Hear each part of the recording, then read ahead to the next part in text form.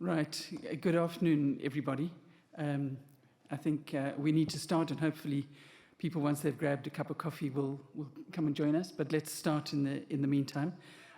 So welcome to this afternoon's session on Leadership Builds Transparent and Accountable Water Partnerships, which has been co-organized by WE and the Water Integrity Network. And thank you for making it, because I know it's the end of 3 very intense days. But I think this is going to be an interesting session. Let me just begin by introducing myself and my co-facilitator. I'm Barbara Schreiner. I'm the Executive Director of the Water Integrity Network. And I must say I've worked in the water sector for what feels like a very long time. I've worked in government, I've worked in research, I've worked in the NGO sector, so I've come at this from a number of different angles. My co-facilitator is Dukke Schippers, who is with Vitens, which is the largest water supply utility in the Netherlands. And he's also a project manager for WE and has a great deal of experience. He's clearly worked in the water sector as long as I have. A lot of work with utilities and with water operator partnerships over the years. Across the world, transparency and accountability and integrity are increasingly being recognized as not just nice to have, not just the right thing to do, but indispensable in the delivery of effective, sustainable and reliable water services by water operators and utilities. Over the past decade, the Water Integrity Network has engaged with over 30 urban water operators globally, using the Integrity Management Toolbox, or what in the 2023 version has been renamed InWash as an improved and updated version, to enable integrity-based change management processes in water utilities. The intended outcome of these processes is to minimize reputational, compliance and legal risks, and to improve performance and delivery of services, including to underserved communities. The process is based on a facilitated process to prioritize and drive internal reforms that will strengthen integrity practices and improve transparency, participation, and accountability. WE is the world's leading promoter and implementer of WOPs, as you all know, setting up and managing peer support partnerships between water operators to share the knowledge and skills to make operators stronger, more resilient, more accountable, and transparent. These WOPs have proven themselves over the years as a recipe for success to achieve sustainable impact. Both WE and WIN have seen over and over again in our work the substantial benefits that come from improving transparency and accountability. The benefits can be seen in the bottom line, in the provision of more reliable services to customers, in improved revenue collection, in improved creditworthiness and stronger financial sustainability. Improved transparency and accountability practices directly inform the performance of the water operator. To take an example from the horse's mouth, as it were, I'd like to quote Mr. Abdullah, the Managing Director of the Khulna Water Supply and Sewerage Authority in Bangladesh, who said that the integrity program with WIN has resulted in remarkable improvement of our operational efficiency, not only for us, but for our customers. Making water connections for new customers used to take 30 days. Now we do it in 5. Our leak repairs are now done in 8 hours. This is all possible through better transparency and accountability, which creates improved relationships with our customers. On the flip side, of course, lack of transparency and accountability undermines a water operator's ability to provide safe and sustainable services to the public, damages its reputation, and negatively impacts on its creditworthiness. What is clear from the work of WIN and WE is that improving accountability and transparency, driving the change management process in policies, practices, and processes that this entails across the organization is necessary and beneficial. Equally clear is that to really carry it through, one needs strong and visionary leadership. In this session, water operators who've worked on strengthening transparency and accountability management will be sharing their experiences with a key focus on the role of leadership in such processes. We have a great set of speakers this afternoon, each of whom will give a short presentation on key elements of their experience, which will then be followed by an interactive question and answer session with the audience. We've tried to make sure that there's actually plenty of time for discussion, for interaction. That is, this is not just a listening session. So please get ready with your questions. We have given the speakers 5 minutes each for their presentation, which hopefully will give us a fair amount of time for discussion after their presentations are over. So without further ado, let me hand over to our first speaker, who's Mrs. Meseret Asefa. She's a lawyer by training, and she's currently the head of the General Manager's Office and a legal consultant at the Addis Water Company in Ethiopia. And she's going to talk about field-level leadership of the utility of the future, turnaround program of the World Bank. Over to you. Over to you.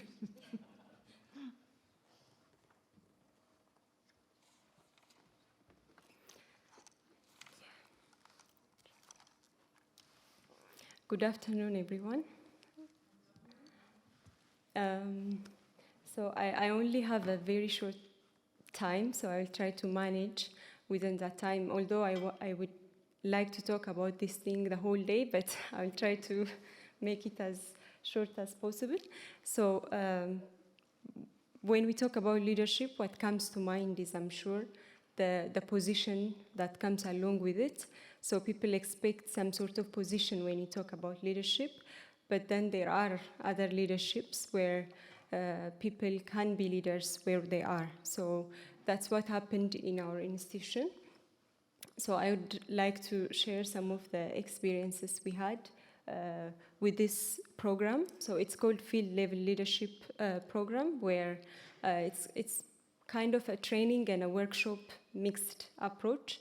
So it was basically introduced to us by the World Bank in VAI, to our management, of course, and thanks to the open-mindedness there in the management, in the top-level management, we were able to roll out this program to our institution. So initially I was the first of the 19 people who were selected to take this workshop, to participate in this workshop, which I believe was a very good opportunity for me. So at the beginning, the training was given to me and the other 18 colleagues of mine from different departments. I was just an employee at the time, an expert with no position as a leader.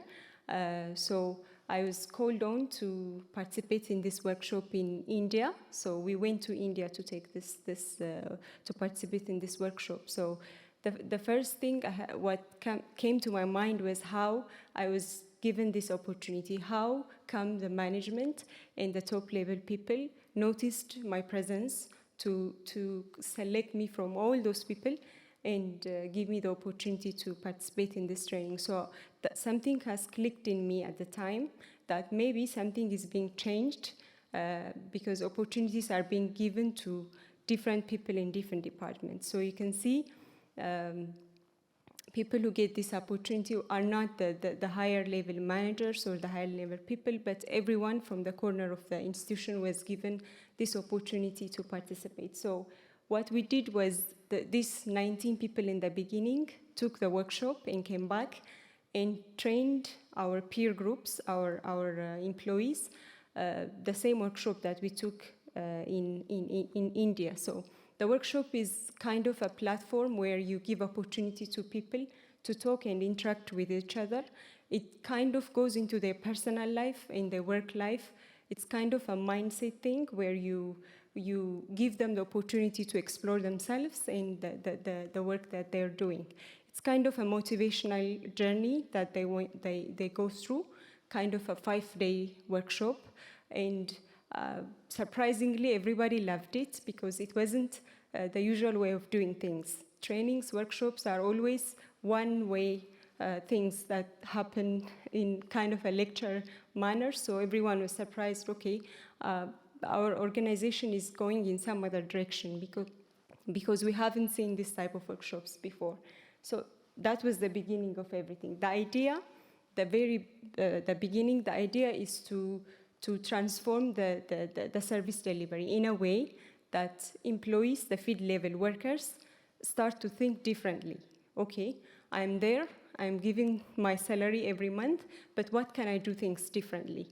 With the resources available and with the knowledge I have, what can I do things differently? That's the idea in the beginning. So nothing is going to be given, no investment is going to be added in the environment. What what can you do with the things that you have at your hands, with the mindset that's changed, kind of shifted towards some other thing. So with that regard, actually the trainings did not just happen in our institution. We have expanded and expanded, apparently. So we, as you can see, we have trained some other organizations also from Mozambique, even Ghana, and other institutions in our country. The very thing that we have seen these three things, which is very satisfactory. We have seen improved sense of ownership within the trained employees, and their commitment has visibly increased, and also their motivation. With that, the things they do before, like there was supposed to be a lot of pushing and do things, but then now we have seen people do things with their own motivation in different techniques and ways without any additional investment or any additional environment that has been created. So these pictures are some of the things they have done after the workshops, after the trainings. So these are the electromechanical and other workshops where they created a space for themselves. The left ones you see are the former ones.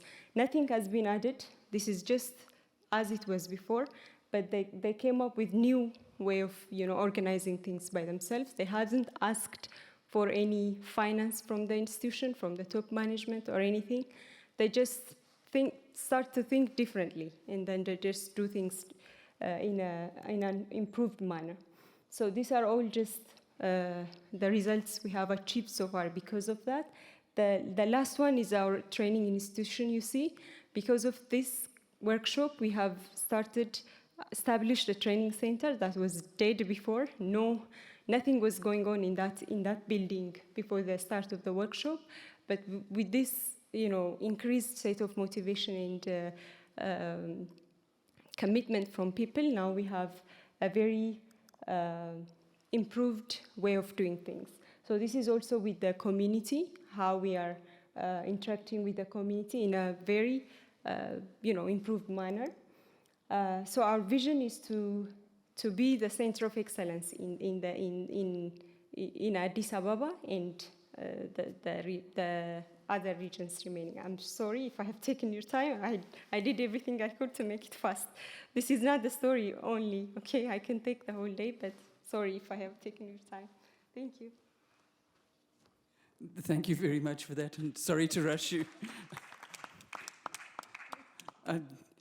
Clearly is something that really inspired you and enthused you, and it's great. And the idea that leadership is not only about being at the top of an organization, but at all levels is a really important idea. So thank you very much for that indeed.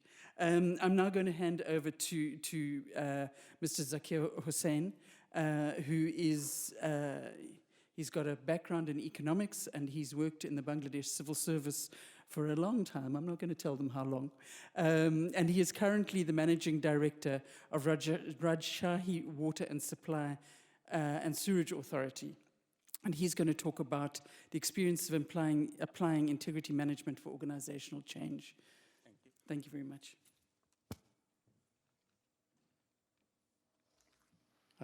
Good afternoon, ladies and gentlemen. Time is short, so straightforward I am going to my presentation. My presentation is experiences of applying integrity management for organizational change in Bangladesh.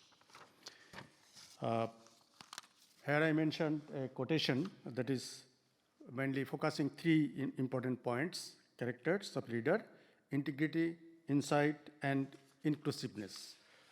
These three characters keeping in my mind, I always try to discharge my duties in my institution. In short, where I am working in the city, Rajshahi city, at a glance, the Rajshahi city is there. Rajshahi city and the city corporation, that is my working jurisdiction in the below. It is a very small city, 96.72 square kilometer area, only 0.6 to 6 million people population. Temperature is extremely low and extremely high, 7 degree and 43 degree centigrade. Annual rainfall 1438 millimeter, on an average below than whole of the country. Water level is 5 meter below GL. About ROASA, Rajshahi OASA, it is established in 2010, last 2010. Mainly, some components I mentioned here, total households in Rajshahi city for 57,000, around 58,000. Out of them, around 49,000 are connected to Rajshahi OASA. Water demand is 127 million per MLD. Water production 106.15 MLD. Yearly revenue demand $1.62 million US. Yearly operating expense $1.94 million US. Unit operational cost 0.84 US dollar per meter cube.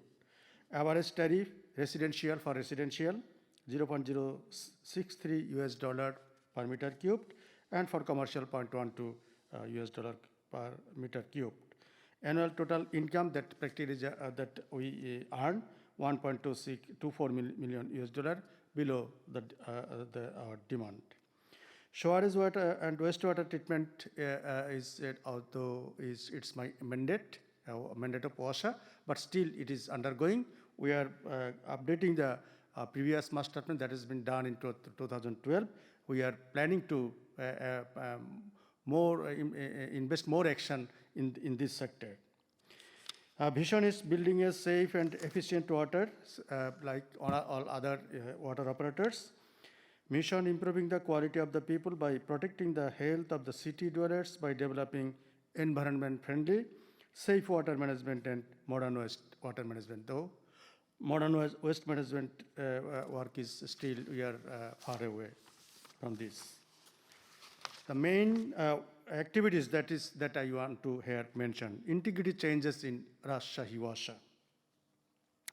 3 problems or challenges I identified. Number 1, communication gap with stakeholders. Those who are the customers, who are the beneficiaries, what is the relationship between OASA and communication stakeholders? What action we have taken? Stakeholders meetings, weekly public hearing in every Wednesday by MD. It is government order.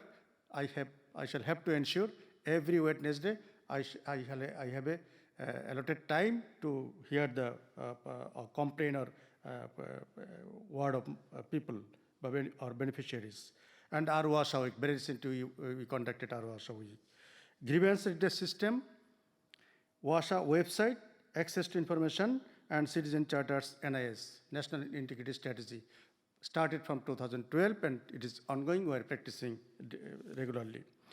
Procrastinations in service delivery, error in billing system, and unauthorized connection control, another problem. What we have done, 95% accurate bill delivery timely, and 95% accurate bill delivery timely and collection through software, Bikash and Rocket. Software for water connection and connection transfer introduced. Law enforcement by mobile court and motivational activities, those who are very reluctant in paying their tariffs and others. Third, reluctance in using online and digital tools for office management and service delivery. E-filing system, it's a very updated system. EGP in tendering system, financial management is should be transparent and accountable by EGP. Inventory management software introduced for the management of inventory. Institution, if we develop the institution properly, then we should ensure the activities that I mentioned here. WhatsApp group for instant project inspection and monitoring. Still, I am monitoring the activities in my Rajshahi, how the work of project development or progress is going on. Practically, they are reporting me, and I am advising them from here.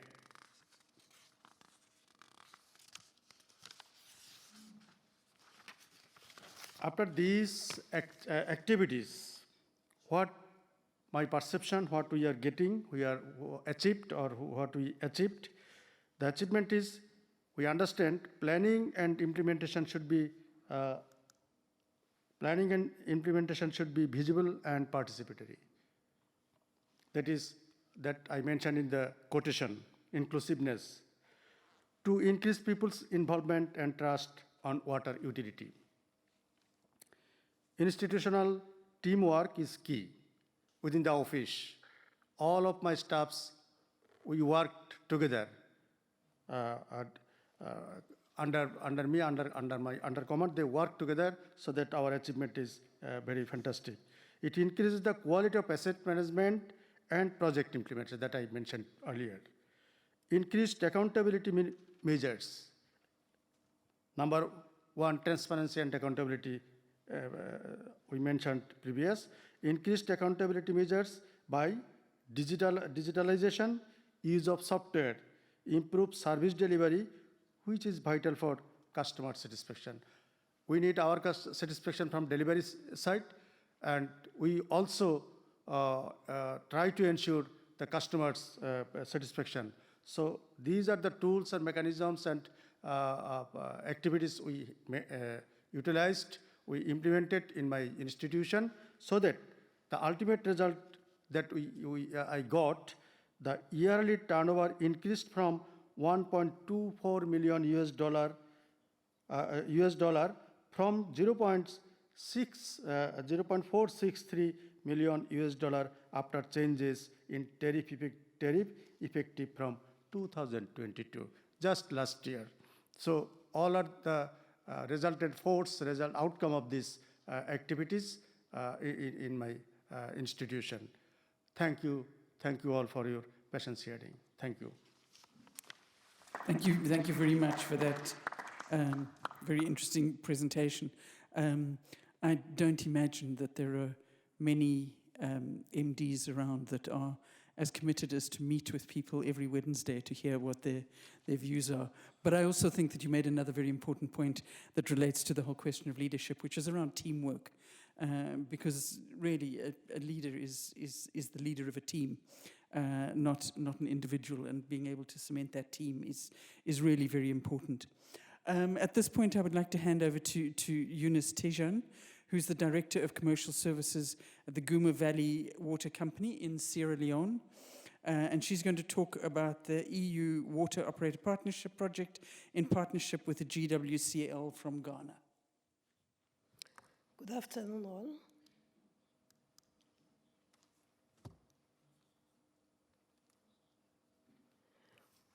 I'll be presenting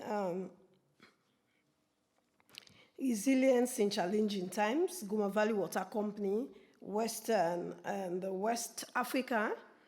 We are the utility company. We're in the city of a population of about 1.5. We can see that already in the background, we started with an ordinance, and then we had the 100 days, which is a change system to show that exactly we as a management, we are a resilient management and ready to change. And also in 2016, we had the establishment of the low income. And then in 2017, we had an Act of Parliament, which gives us more boundaries. And then in 2022, we also had the EU with the Ghana Water Company.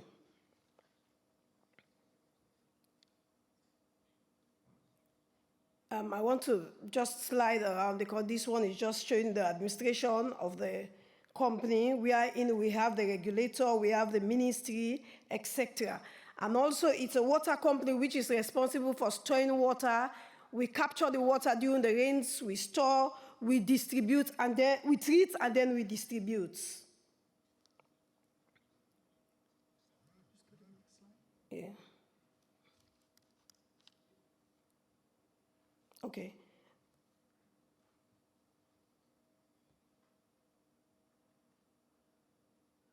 Yes, of course, we're in the western area. We supply about 1.3 with the western urban and rural. We have a population served with water of 821, access to clean water, pipe water, etc. We have about 6 systems. We have 1 main dam, and we have about 5 smaller ones. We supply 78,000 cubic meters. This is a yearly, which is 28.1. And we have a connection of 25,000. We also have a kilometer of 490. We have a staff strength of 350. And we also have a non-revenue of 45, population of 1.5, and our tariff is like €31. Our current supply versus demand. This table exactly will show you that our demand exceeds our supplies. But notwithstanding, we are coping because of the leadership. We are trying to see how we can manage, so at the end of the day, everybody has water supply on a daily basis. We do rationing as a management strategy. The successes in the last year, it shows that we already have an increased reliability of water. We also have the filter, wash, and aquatic, so we are doing another systems wherein we give more access to people, and we are already installing meters, and installation of the meters automatically will lead to less wastage, and of course accountability, as well as transparency, because you know what to use. We also have the afforestation of our water catchment. Our water catchment is usually depleted, but presently, because of management strategy, we have started doing afforestation. We have reduced wastage through repairs of leaking pipes, which we do on a daily basis. We also have reduced our response time, and now customers can call in no time.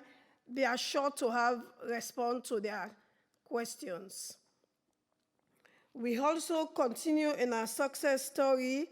We now have a ban on catchments. Nobody is allowed to do any work around the catchments. It's a ban from the government, and that is as a result of management proactiveness. We also did the aqua rating, which shows that as a company we are transparent, and so because of that, we allowed the aqua ratings procedures to go through, and they were able to assess us, and at the end of the day, before we did the assessment, we had a scores of 10.6, and now we are in 31%, which shows that we are open and ready for any actions or any assessments that want to be undertaken. We have also replaced 2.1. We have also replaced our 50-kilometer walk. These are all to increase access to water.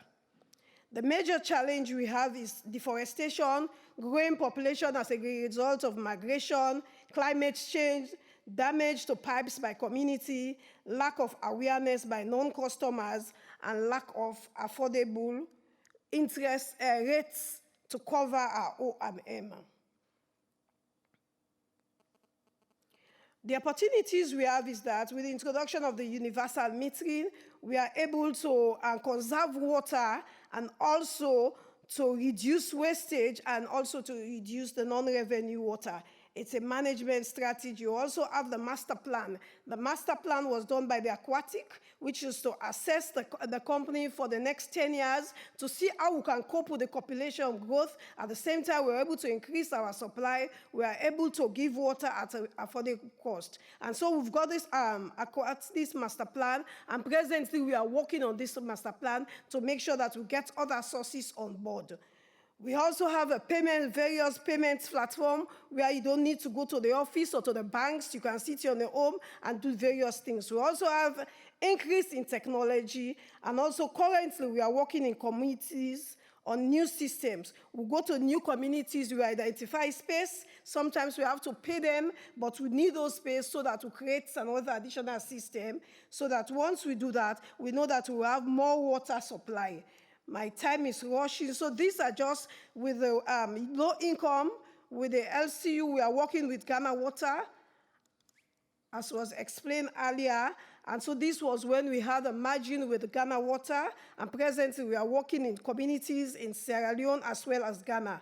We are presently being mentored by Ghana Water. And also you can see that presently we have the drone, which we receive from Ghana Water and VE. So we are working, we also have strong support from VE, and we are working on all of this. So now we can collect the data, we can do meter reading all with our drone. So thank you. Thank you very much for that. And interesting to hear how you're using new technology to actually improve the ability to run things. But I'm also delighted as well to hear that you've used the Aquarating tool and that is actually something that enabled you to look at your openness and your transparency. That's excellent. I'm now going to hand over to the next speaker, who is Julio Altabas, who is the head of the Regulatory Compliance and Institutional Integrity Team at the Lima Water Utility Company, CEDAPAL, from Peru. He's a lawyer by training with all sorts of investigative background as well. So over to you.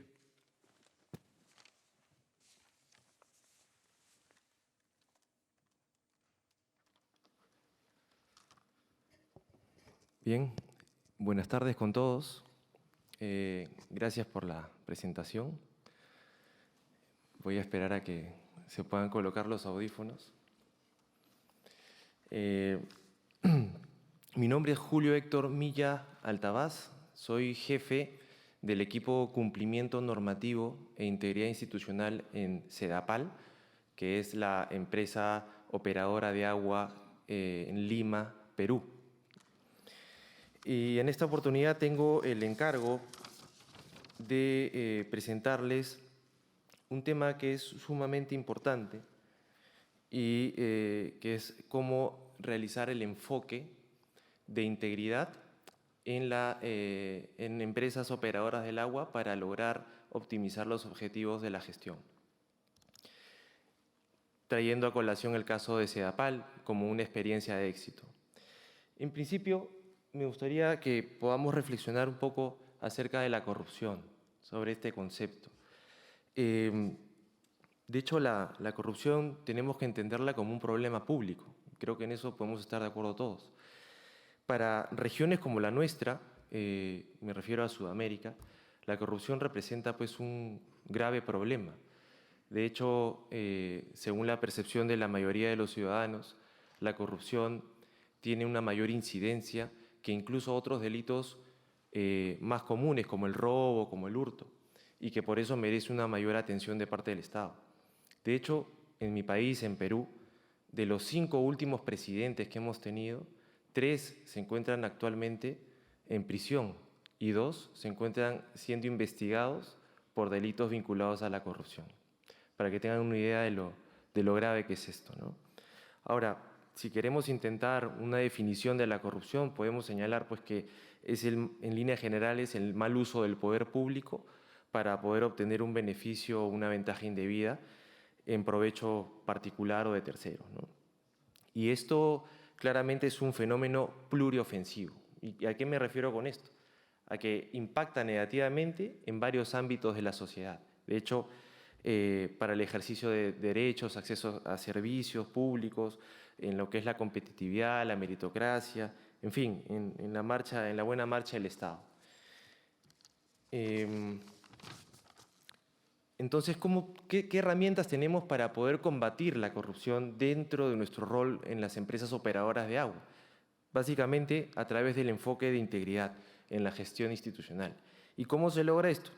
A través de una actuación basada en valores, principios y normas que promuevan el desempeño ético en la función pública, con el objetivo de que los recursos y los poderes que les son confiados a los servidores y funcionarios estén destinados para los fines que se han previsto y no para fines particulares.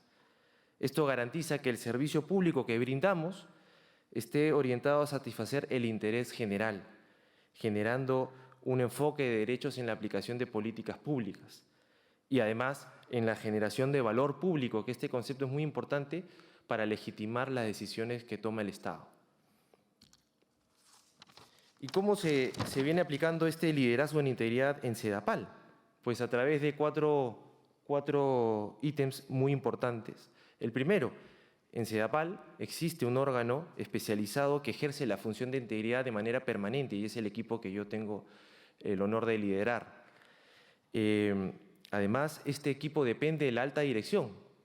Esto quiere decir que toda la aprobación de las políticas, las normas, la regulación interna cae por una suerte de gravedad institucional de arriba hacia abajo y toda la organización tiene el deber de cumplir estas disposiciones. Además, nos apoyamos también en la implementación de modelos de prevención, como la ISO antisoborno, modelo de integridad público, que nos sirven para gestionar riesgos y mitigarlos con la aplicación de controles. Además, tenemos un desarrollo en lo que es el programa de compliance, que es además un programa articulado con las demás áreas de la empresa y que incluye un relacionamiento responsable con socios estratégicos o con las partes interesadas a través de charlas de sensibilización.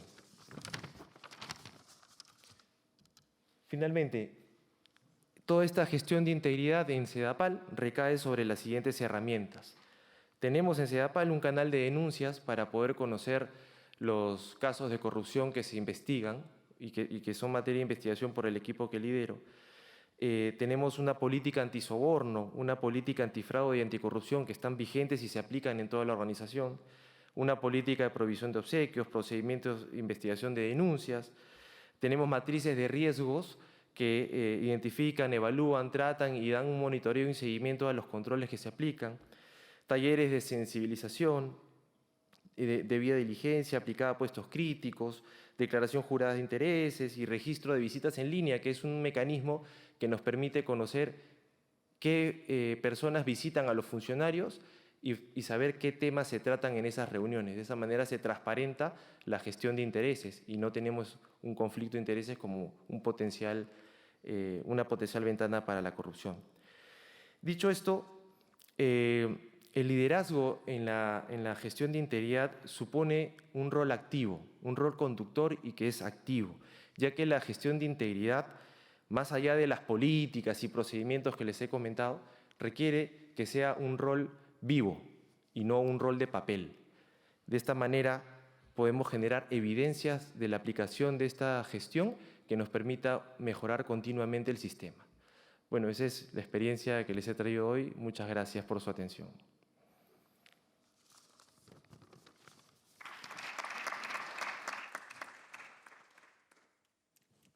Thank you very much, Julio, for that inspiring and also extremely practical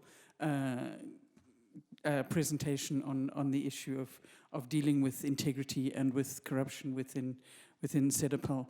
I just want to say, and I probably shouldn't say this, but at least you've got 3 presidents into jail. I'm a South African and we're still waiting for it to happen. I didn't say that, nobody quote me on that, please. I'm now going to hand over to our last speaker, who is Josefa Manugas, who is the finance manager from the Karkar, excuse my pronunciation, water district in the Philippines. And she's been with him for over 16 years, so she has a lot of experience that she can share with us this afternoon. She's going to talk about experience of the corporate change program of appreciative inquiry of the WWX WOP. Thank you. Thank you, Barbara. And as mentioned by Barbara, we were having time constraints for this session, so I made sure that I just stay within my time limit. So I have prepared a video for the presentation this afternoon, but let me share this. Appreciative inquiry is one of the principles of appreciative inquiry is that the language of the future consists of images. So let me invite you to view my presentation. Thank you.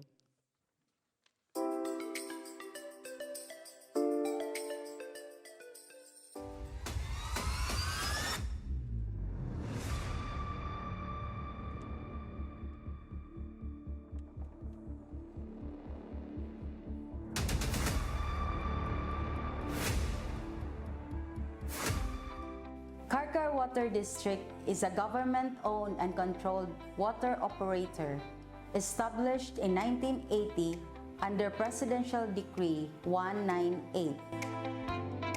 It is located in the island of Cebu in the Visayas region of the Philippines. It is currently serving 25,000 households in the city of Karkar and several outskirt barangays in the neighboring towns of Sibonga and Barili. The consumers of Karkar Water District are mostly residential. Its minimum water rate is among the lowest in the country, amounting to 169 pesos or equivalent to 2.86 euros for the first 10 cubic meters. It is classified as Category B by the Local Water Utilities Administration, the regulatory body of all local water districts in the Philippines. It was awarded as the most outstanding water district in this category in 2018. Along with this prestigious award, CWD was also awarded the LUA Big Brother Award for extending help and support to other water districts in the Visayas. It has served as a benchmarking hub in all areas of management, finance, operations, commercial practices, and human resource. It is an ISO 9001-2015 certified institution since 2016 and was recently recertified last December 2022. Its operational efficiency was further enhanced when it became a partner water district with the Vitens Evidis International Performance Enhancement Water Utilities Philippines program in 2018. Grants, among others, consisted of state-of-the-art equipment, exposure visits, technical and capacity building trainings conducted by short-term experts or STE hired by VEI. It was in one of these capacity building trainings that the CWD Governing Board, top management, several high-performing employees were introduced to the school of thought of appreciative inquiry. It was facilitated by Dr. Professor Herman Wittox from Belgium through the auspices of VEI. It started in 2019 and even continued via online platforms during the height of the pandemic. Insights gleaned and applied in the management approaches are: first, enhanced visualization skills. To change the present, you must create the future first. The language of the future consists of images. Visions must be very clear in the minds of the members of the organization. Second, accelerating change. Change must come from the inside. Successful people are changing people. Employees become highly aware that the only person who can significantly change that person is himself. After completing the trainers' training sessions, management decided to develop a training module which can be cascaded to all CWD employees in order to achieve a concrete understanding of the application of the appreciative inquiry approach to leadership and management. Although there are areas of contrast between ISO 9001-2015 and appreciative inquiry, Karkar Water District has achieved a happy balance in applying both schools of thought in developing the leadership and technical skills that will propel and sustain Karkar Water District in achieving its vision to become the most outstanding government water and sanitation provider in the Philippines by 2030.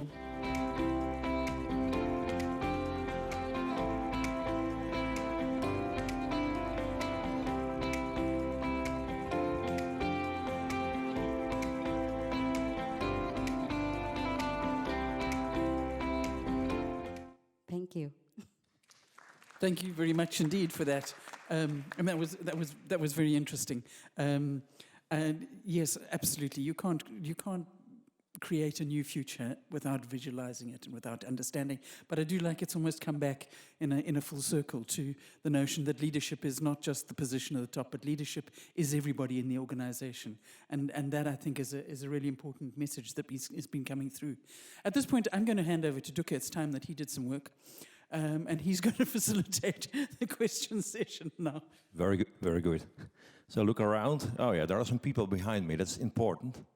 I'm a bother for the cameraman because I like to walk a lot. So that's more or less. So I'm trying to stand a little bit in the middle.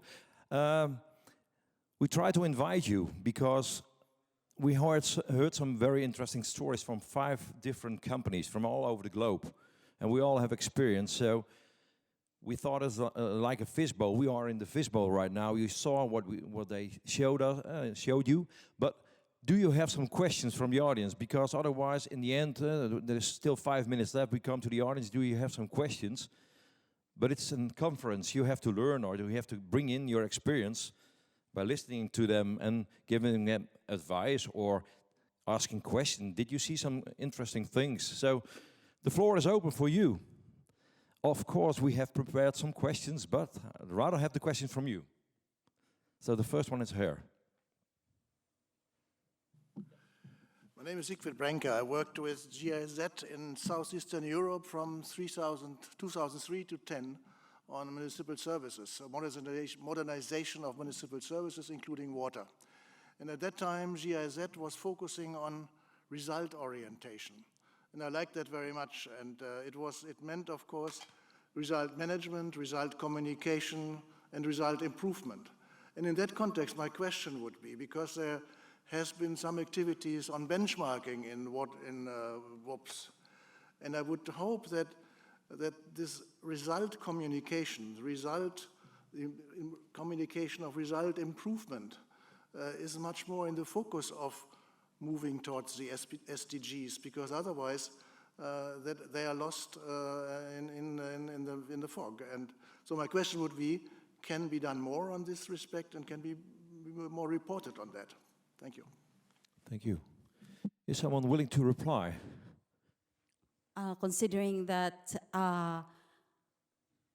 my topic is on appreciative inquiry, and we believe, after being exposed to that, we believe that if our people knows the why, they will know the how. And we are not getting away from the vision on the SDG.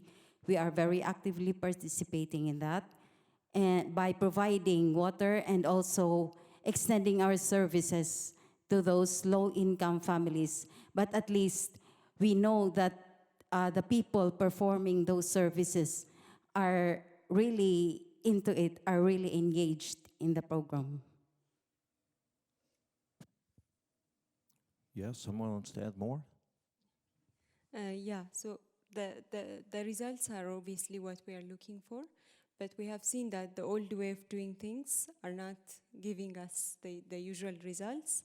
So with this way of doing things, like with motivating people and showing them or pushing, nudging them into the actual thing that they want to do, would create those results in the end. Because if people are really motivated that's what we have seen from inside, then you can see things they do that they refused to do before. They don't want to do it before, but now they want to do it with their own initiation. So at the end of the day, you see the results that come from the actual motivation and wanting to do things differently. So the whole point is to improve and see those results that we want to do, but in a way that's not really mechanical, but you know, like involving people and people and people and people who are really important to the job, who are there out there, you know, involving in the actual job themselves. Was this one satisfactory for you? So, more or less. So now take the floor. So, Well, yes, I think that communicating results, comparing results, making them comparable, first of all, is so important. And also in improving each other's performance, it could help a lot. And therefore, I think it would be useful if one would focus more on quantification. Most things are quantifiable, not all, but most. And then moving ahead along the best examples, learning from the others, and reporting on it. So I think there could be done even more. it's always room for improvement. That's correct, and I agree. Benchmarking is good because you can learn from each other, and I guess this is one of the things we do, trying to meet to each other, peer-to-peer reviews. But yeah, sometimes you need hard targets to show really what you are up to. So that's important. So the real KPIs are sometimes very important to show okay, we really made improvement. And how did you do that? Yeah, that's so could be a next step. But I think what's been here in the middle, the people are the most important. But what we heard a lot of in the conference, it's about digitalization. It's about technical solutions. It's about bio-based catchments. It's very interesting. But if there's no leadership, if there's no people involved who are owning these kind of things, you can stop. So that's very important. I think that's one of the main things, and that's why it's a little bit, most of the people should be here, because leadership is about people, or about all of us. And yeah, well, if it's a technical session, we are very excited to be there, but this is the place to be. But it's a good suggestion to improve even more. I go one step behind. It's been answered already. That's good. Yes. Hi, thank you very much to all the speakers. My question is related to the intergenerational learning within your utilities. There was some discussions yesterday about how that was an important point of bridging and continuing the resilience, the personnel resilience of the utility. Could you comment on how, if you're addressing this yourselves? Thank you. Yeah. He's working. It's on. Hello. Yeah. Yeah. Okay. Like from the Guma Valley Water Company side, we are already, like presently, we do engage students, even from college, young students from college. As soon as they come out, we engage them fully, and most of them will work for the organizations. And we like mentoring them to say that you are going to take this job, this is yours, we are moving very soon. And so presently, we are already doing that. And so we make sure that all of the technologies, they're involved in the project. We have a unit called the project unit. They are all there because they want to get involved with all of these technologies. And we are able to capture, we are doing data collections. And we are not only collecting the data, we are trying to manage this data. And so at the end of the day, they take this data and they analyze. And then we are able to see what exactly we want, where we want to go, and we do set targets with these things. And when we set targets, we try to give them a timeline where we're able to accomplish it. Presently, I told you about the master plan we are doing. That master plan was to see the problems, the gaps in the country, and to see how well we can just fit in. And so because of that, we have started building some systems in different communities. Of course, we had to get some people away from those communities, just so we create enabling environment at once, and we'll get ready for whatever might happen, because, you know, with our own city, we have rains about 10 months in the year or 9 months, and so we capture enough water which we can use for the rest of the year. And so when we get the systems, we have water there, we assure that everybody, because at the end of the day, in all of this with water, it's about improving access to the people. Because no matter what we do, if we don't give access to the people, we are not there. So presently, we are already mentoring the young ones, and they are ready to take up the challenge, which is a good news. Hooray. Can you also comment on one? I would just like to pick up on Okay. that statement of Simon a while earlier regarding the attendance of those 35 and below. Maybe was that what you were mentioning about, the lady, regarding generational resilience? Well, I tried this microphone maybe less echo. There were discussions yesterday about how you can transfer knowledge within a utility. So when personnel move on, there's a sort of upshoot of people, and that requires mentoring and leadership internally to ensure that those skills stay within. I was curious, especially with your inquiry approach, if that's something that's really working between ages within your utility as well. Yes, we do recognize that reality, but we have this program of succession planning, and also we try to contain the organizational knowledge using the ISO 9001:2015 in order that it will really be passed on. And also, we incorporate it with the appreciative inquiry so that the focus on people as persons will not be lost within the organization. Satisfactory? Yes, thank you. Okay, thank you. Always checking if the answer's been... Yeah, I'm behind, yeah. Thank you. My name is Zainab Pachirawa from National Water and Sewerage Corporation. I have two questions. One will go to Meseret, the head from Kakar Water District.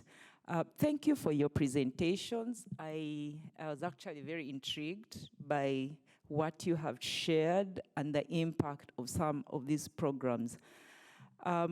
My challenge that I would like you to address and comment on is how to sustain the motivation. Some of these programs are great, and people will be enthusiastic, and they will latch onto them when they see results after some time. But what happens? How, from Meseret, I was not able to pick, and from you, how long you have implemented these two programs, and how have you managed to keep the teams interested and continue to live the dream that they are dreaming as a result of these programs. My second question, if you could share with us how you've managed to sustain the interest, because usually in utilities, when you have problems that come in, we are in the business of serving our customers. And when you have failures, sometimes all these good programs evaporate, because you have to address the problem and provide service. So some of these programs evaporate. So how have you managed to sustain these good results and the enthusiasm of the staff amidst that? The second question is to Julio. I liked the tools that you presented, the policies. You have a team that is in charge of assessing the level of integrity in Senapal. What drives them? Because from experience, it's always a tipping point. There's something that would make them not do what is right because of some inner voice. That inner voice that sometimes makes people drift to the opposite of where they want to go. What is driving this team to be able to shoulder the responsibility of driving the integrity agenda in CEDAPAL? What is helping them to keep them motivated? And what is the mechanism in place to look beyond their reports and address issues of quality or issues of, what can I say, issues of being inclined towards just saying that everything is good and yet the actual situation is different. Thank you. Okay. We start with Meseret. It's about the way to keep... Meseret. Sorry, I'm sorry. Oh, and I'm jumping. That's coastable water, sorry. But the way how you keep in pace, so how you keep everything vivid. Everyone is going... Yeah, it's very fantastic question, by the way, because it's not easy. Actually, that's one of our challenges. Because of shortage of time, I was not able to share that. But one of the big challenges with these kinds of programs is the sustainability. So what we do normally is we tell stories, like from now and then, we create the opportunity to the people to tell their stories, you know, like, okay, someone did something, why don't we let them tell their stories to the rest of the employees? And then they start to hear that, oh, and then kind of reignites what they were, to the place that they were. So you cannot sustain the motivation if you do it once and leave it like that. But when you talk about it over and over again, like sharing the stories of people, their success stories, like the ones I have shared with you, some of the stories. So we kind of create opportunities or spaces for that, like time and time again. We say these people did this after the workshop. They were motivated to do this and that and that. So you have to keep the momentum, like sharing the experiences of what people did in the institution. Unless you do that, there's no way someone being motivated for a week is going to be motivated forever. That's very false. So, but when you tell stories of people doing this and that, and then they will go back to where they were. Okay, we were also in this program, and someone did that. What about me? Okay, something must be expected from me. So we are still doing the workshop, actually. But while I'm speaking, the workshop is been going on back in my utility. So it's kind of there in the environment. You don't get to lose the sense in the institution. So we do that. We create the environment or the opportunity for people to discuss and to share their personal experiences and workplace experiences with the results. Okay. So, yes, I'll try to pick up on that telling of stories, because to sustain the learnings of appreciative inquiry, there must be a very conscious effort of management to sustain that. And in our part, we have this Monday program every Monday, wherein every person, or there's a rotation. It's not like a monopoly of who does the talking. So every Monday, somebody shares his story as related to our values, the core values that we have, as you have seen there, the spirit that is service, professionalism, integrity, resilience, innovativeness, and teamwork. We came up with this spirit logo here together, everyone, from the top man to the last man.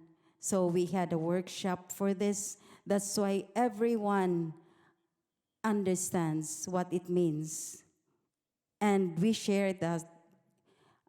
For this week, we share the S. The next week, it's the P, the I. And then everyone gets to tell his story. So there is an affirmation that everybody realizes, oh, what I'm doing is good, and it's contributing to the success of our organization. And also every quarter, we make an assessment that is now the very quantifiable measures, but you cannot, because you cannot really tell that we are successful if the numbers don't show it. So every quarter, we have this quarterly assessment, and we share experiences as well as the numbers. That was the first one, okay? The second one is for you. I have to wear this one so I can hear your answer very good. Hola. Sí, bueno, gracias por la pregunta.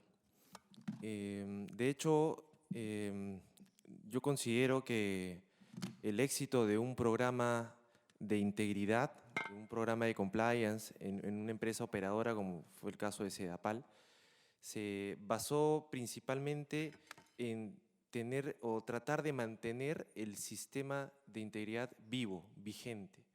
¿Y cómo es que hemos logrado esto? Apostando por una estrategia de sensibilización al personal.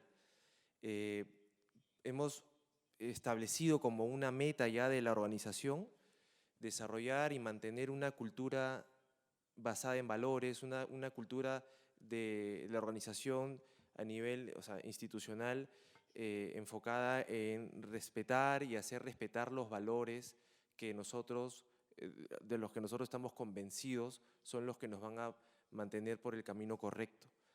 De hecho, más allá, y lo decía al final de la presentación, más allá de las políticas, de estos elementos de regulación, nosotros apostamos por las personas, porque es por ahí donde pasa toda la integridad, por el tema de las personas.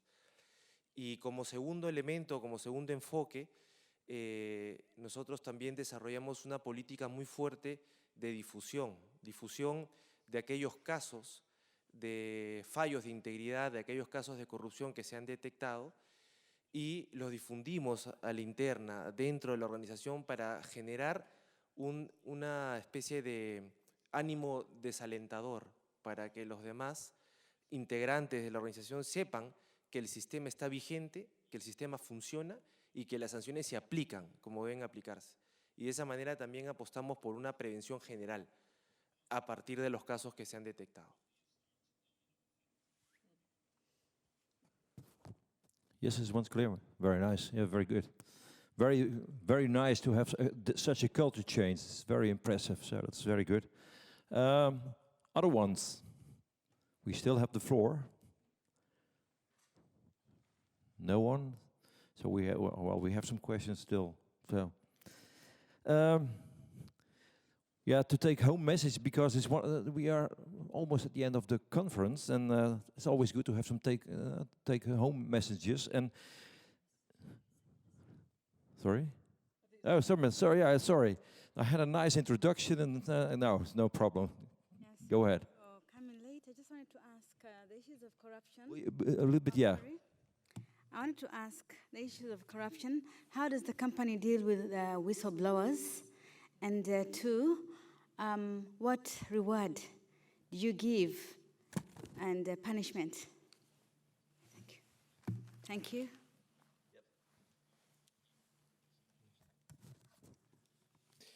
Sí, de hecho, en Sedapal contamos con un canal de denuncias que en principio es anónimo. Se reserva la identidad en todo momento del denunciante. Además, tenemos un mecanismo para la custodia de la evidencia que se pueda aportar y de investigación interna también. Entonces, de esa manera, el denunciante, que básicamente es alguien de la organización que está presente en alguno de los procesos que está con mayor riesgo, mayor exposición, se siente con la confianza de recurrir a esta herramienta y de denunciar aquellos actos que él conoce o ella conoce que pueden aplicar para un caso de corrupción. Además de medidas de protección que ya no las voy a detallar, pero van desde la rotación del personal hasta cambios de actividad según el perfil. Eso se ve y se aplica caso por caso. Y con relación a las sanciones, tenemos básicamente las sanciones luego de un proceso administrativo, sanciones de desvinculación, del retiro del personal involucrado en casos de corrupción y también acciones, digamos, ya legales o a nivel penal, porque al ser CEDAPAL una empresa del Estado, la condición de funcionario y servidor público es una condición especial y califica como un delito de corrupción en la materia penal. Sí. Thank you. Satisfying for you? Okay, thanks. So, look around, okay. Maybe some take-home messages, so some key elements. If you look at the way you are changing the culture within your company and the leadership within your company, what are now the key elements for this change, for accountability and for transparency? So, can you give a brief comment on that one? So, from yeah, well, yeah. Thank you. If I am wrong, if I am not wrong, this transparency and integrity by how a leader can change the institution like that. What are the key elements from that? Yeah. Key elements. A leader, I mentioned in my presentation that a leader should have a leader must have so many qualities. So many qualities. He had to follow all the qualities, or some of the qualities he must have to follow to ensure his vision and mission within his institution. I mentioned integrity. Integrity as a whole is a big thing, including all aspects of corruption-related or irregularities-related aspects included in integrity.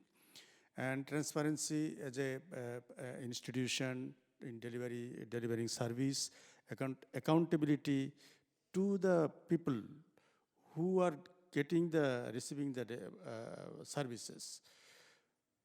If a leader can ensure or combine all the factors, all the characters, all the issues in a point, only he can be a successful one to drive the institution properly or as per expectation of the people.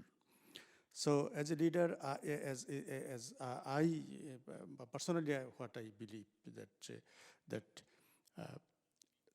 I should have some insight. What are the priority problem or issues working in the institution that are not addressing by the employees or like others who are in the institution? Identifying then those problems just with the collaboration of others colleagues, following the rules and regulation. That means I mentioned government has announced NIS is a very important global globally it has been practicing. Grievance redress system, it's another device or drive that people can lodge complaint online. They do not have to come to a leader. They can complain from anywhere over using the digital instrument. And so that as a leader, I should address. I always try to address if I get any complaint. Access to information, another device. Anyone can apply to get information, such and such information you must have to deliver.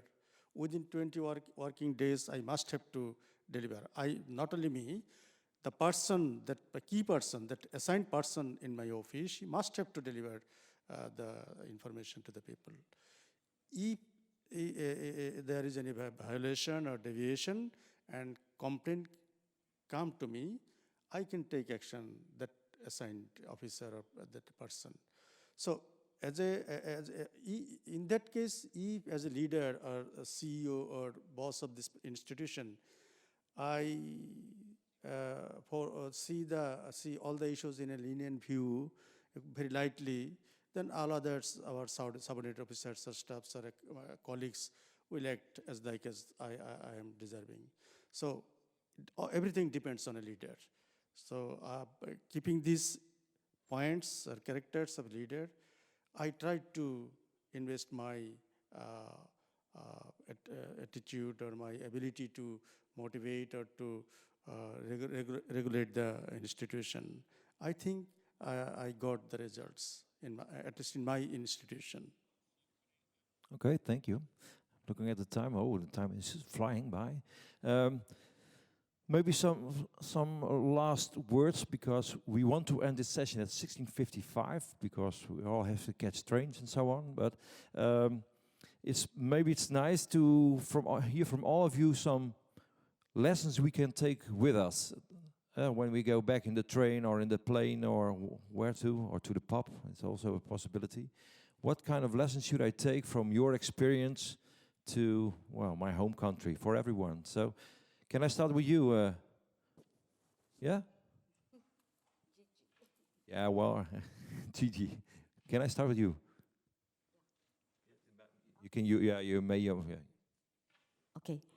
I would just like to share my takeaways from this week-long event, and that a lot of our sessions address the mind. It was it has enriched us, our knowledge, learning from other water utilities, water operators, but also we must also discover what has enriched our hearts and our soul during this event, because it is what stays in the heart and in the soul that will be treasured, and it will remain there forever, and it will sustain us, and it will lead us to share or to cascade what we have learned in this event. So thank you. I would like to take this opportunity to thank UN Habitat, GIOPA, VEI for bringing me here in this conference. Safe travels to all of us. Thank you. Okay, I think as water operators, our first bedrock of all this is that we need to give access to people, because most times they say utility workers are more corrupt because they embezzle. People can ask them to do favor. People want connection. People want water, etc. So our first one is to make sure that we increase our access to communities, to individuals and groups. And so we as operators, we should be thinking in a sustainable way. How can we ensure that everyone has water when they want the water, so that they don't need to go to a utility officer and ask them to do anything? And then also as leaders, we need to influence people. And the only way we can influence is by example. And also we need to motivate them to good works, because most times staff do not know what is the standard operating procedures in organization. So we need to communicate that to them, that whenever there is changes even in the organization, you need to explain to them that this is the changes that are here, and so your expectations, and then you give the guidelines. At the end of the day also, like in my own organization, we have a target. On a monthly basis, they ask you the commercial, you are supposed to give certain percent. So we started this, and then before we say, whenever you go above the target, we'll motivate you to a little thing. But whenever you go below, that was the question. And so as a leader, we are like saying, oh, you can't make somebody worse off. If you can make the person better off, you can. And so we were in that thing that, no, what will happen? So what happened? We lived by example. We took 10% from our own salary, whilst we allow the others to go. Because we say we are the leaders, they follow us. We should make sure that we keep up, we raise the bar up, and whilst we raise the bar, they will follow us, and at the end of the day, the level, the company, the institution. Because if we say we start deducting salaries for that, the company might just collapse. You might just have staff just be discouraged and say, I'm not bothering going to work because they started disturbing me. So as leaders, you have to be careful even when we are taking this decision. And when these changes come, we need to know how to attack these changes. So that's the way forward. Okay, thank you. Okay. Yeah, you want to add something also to take away? Just one moment. Bien. A ver, como una idea central y principal de toda esta conferencia es que la corrupción en las zonas en vías de desarrollo como Sudamérica supone un grave problema, y sobre todo para las empresas operadoras de agua, porque limita el acceso al servicio de muchas personas que realmente lo necesitan. En ese escenario, la integridad y el liderazgo en integridad supone un rol activo necesariamente y un rol orientador hacia la organización para poder guiar a los colaboradores y a los funcionarios en el camino correcto. No hay herramienta más poderosa que la convicción.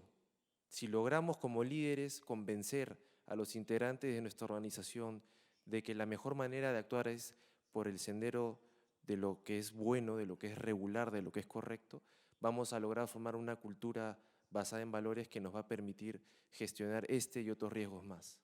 Entonces, la convicción es lo más importante.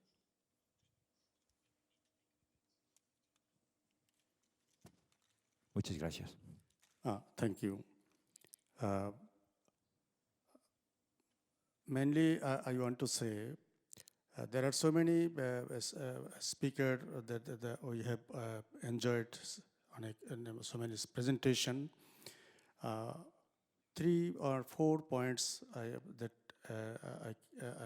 I kept in mind. That is that number one, sustainability is a very important thing. All the speakers mentioned in their presentation that resources are there, we are extracting, we are utilizing, we are using, but there are so many problems we are also facing. Natural water declination, then contamination like that, such and such. So we should be careful about sustainability. We will use water for our survival, but for the for keeping in mind the future generation. It's a great challenge for us, so it should be kept in our mind always. Second thing is financial availability and availability and management. It's a crucial point. If an institution could not rely on its own income or own resources to manage its purposes or aim or goals, it could not be able to deliver a proper service delivery. As per my institution, if I compare with my institution. So focus should be given on self-reliant as an institution, institutionalization. Third is readiness. One speaker has mentioned this in his presentation, readiness. Readiness in case of technological, societal, and institutional. If we are not ready, then coming challenges could not be faced successfully. That readiness should be technologically. Technology we have, but if that technology we could not properly utilize, or all the people are not ready to utilize the technology, it would be a great problem for us. It will not bring any expected result for us. Societal, of course, institution may be technologically sound. I may be technologically sound. I'm delivering the service. I opened all the windows to get the service using software or technology from the user beneficiary side, but they are not accustomed to the technology. It's also a big problem for us. And institutional, of course, institutional readiness is very crucial. If an institute or its employees or its officers, colleagues are not oriented with technology, or remain always reluctant in using the technology, that institution could not be sustainable. So that these 3 major issues should be, at least I will keep in my mind after the Congress. Okay, thank you. Thank you. Thank you. Well, some final last words for you. Yeah, for me, I would say, although the we put all the best rules and regulations and everything, unless we pull along people who are willing and motivated to do the things that we want, it's very hard to achieve the results. So for me, it's very important that the people who are working with us should be willing and motivated to go along with us to reach the destination that we want. So we need the team, the leaders among us who are very much willing to change the way they do things and the way they operate. So, Thank you. Well, some famous last 30 seconds for me. I will rush up because I will not give a summary. It's nice to talk with each other about different subjects. So one of my things is join the community on the WOPA platform so that you can have some peer-to-peer questions, seminars, and so on. So everybody should jump onto the website and join, because we have a utility organization and strategy one. Join us and talk with us about how we are going to cope all the problems we face and all the challenges we face. So thank you all, and a big warm applause for the people in the panel. Thank you very much.